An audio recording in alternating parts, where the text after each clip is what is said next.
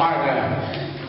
I aquell pobre pagès de dir, oh, és que nano, jo no tinc diners, no puc pagar-te amb diners, però puc pagar-te amb una cosa que a casa teva segur que ens agradarà. 2 quilos de mantega. El Happy de la mantega, en aquell temps la mantega valia molts diners.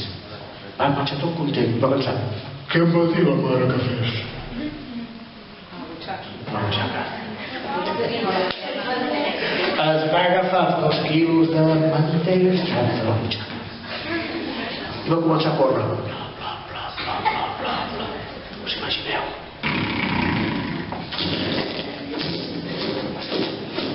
Va arribar a casa amb la mantega als peus. La mare li va dir, ets un babau. Hauries d'haver agafat la mantega i posar-la una bossa de plàstic. Ah, vale. I l'endemà en Hans va anar a treballar. Ja està.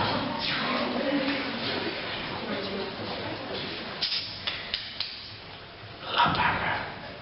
És que no tinc diners, però a canvi puc donar-te... No, un xai.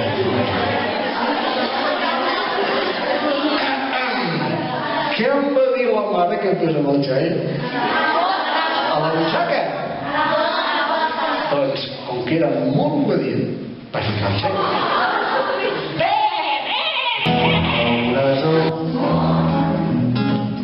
Valls i fàcil, eh?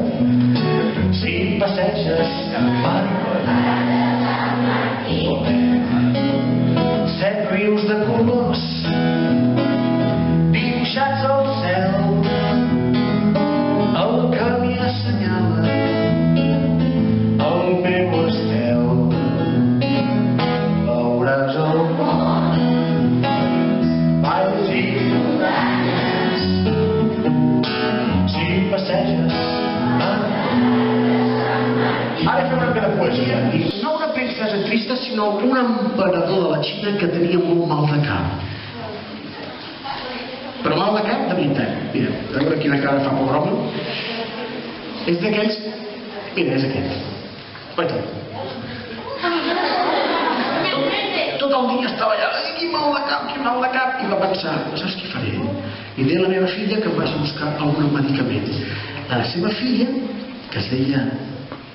no sé, se'n va anar als camps d'arròs a buscar un medicament pel seu pare.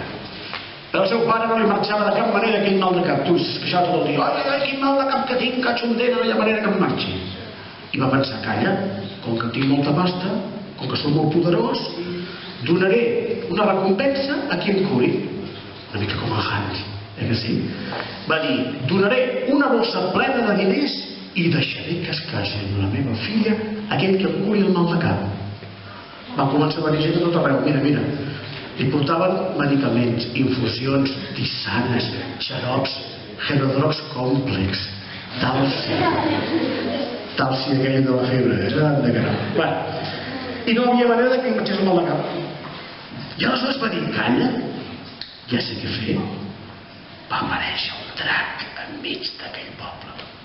Se'n va anar a parlar amb la filla i va dir, què li passa al teu pare que està tot el dia que es queixa? Oh, no ho sé, que m'ha ficat, estava 2000 anys ficat aquí dintre. I el pastor portava una bona estona allà, mare de Déu senyor. I el geni va dir, si no em doneu de menjar, em menjaré el primer que trobi. Sabeu què era el primer que trobava? El pescador.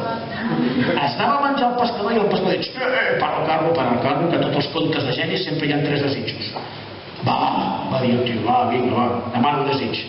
El que no ets capaç d'enfilar-te damunt d'aquella palmera d'un sol bot.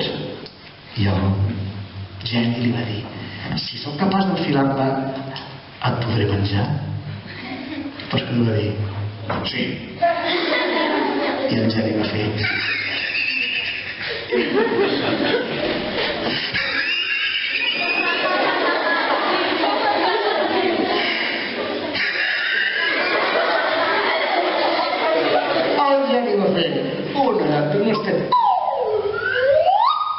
va enfilar molt bé. Es va enfilar amb la seva carn del mort. I el pescador va dir, ja està, ara sí que ja se'n menjaran. Un moment, a que no ets capaç de saltar, a que no ets capaç de ficar-te dintre d'aquest forat. I el geni rasca, se va ficar dintre. I què va fer el pescador? Va dir, ara quedes aquí, punyetero. Ara quedes aquí 2000 anys més. I aquell geni es deia Udú, com aquest instrument. Aquesta història és una mica de literatura sobre aquest instrument, però en realitat això és un gerro d'anar a buscar aigua a la font. A l'Àfrica feien servir aquest gerro per omplir d'aigua, com que tenia aquesta forma plana, les dones, jo no sé fer-ho, però aquelles saben molt, que posaven aquí a sobre, està falsejat el forn, però era més pla, estaven, anaven caminant cap aquí cap allà, portaven litres i litres d'aigua. I ara s'ha convertit en un instrument de percussió. El podeu sentir, és xulo, eh? Mira, t'explicaré jo.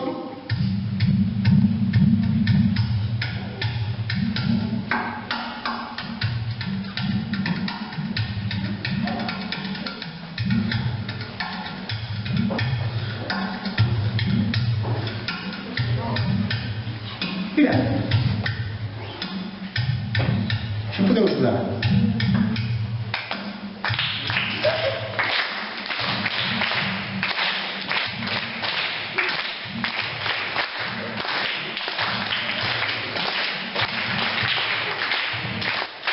Faig una frase i no acabo de dir, mira.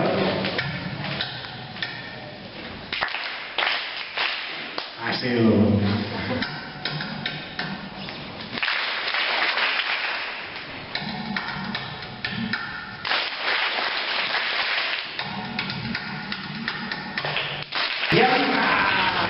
per una banda, un amplificador que no deixa de ser una planxa d'acer inoxidable.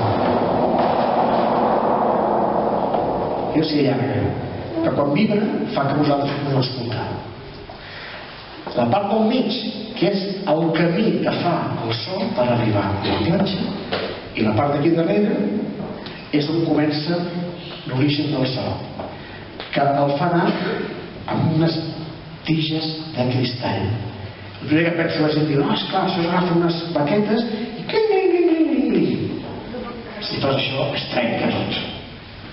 Es fa amb les mans, molles amb els dits molls i amb les puntes dels dits.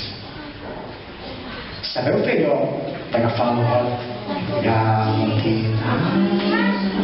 Que és xulo, eh?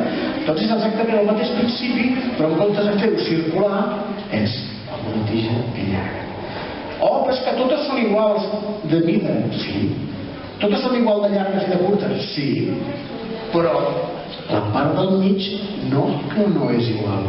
Un és més petit, l'altre és més alt, i és baixet més alt. Amb la qual ja tenim l'afinació feta. Escoltarem una nota. Amullo els dits. Sentirem una nota.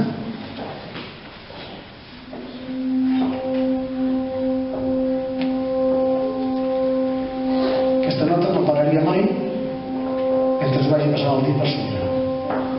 I quan deixo de tocar, però si coincidim el volum de la nota amb la vibració, farem que el so es trenqui. Tant, fixeu-vos.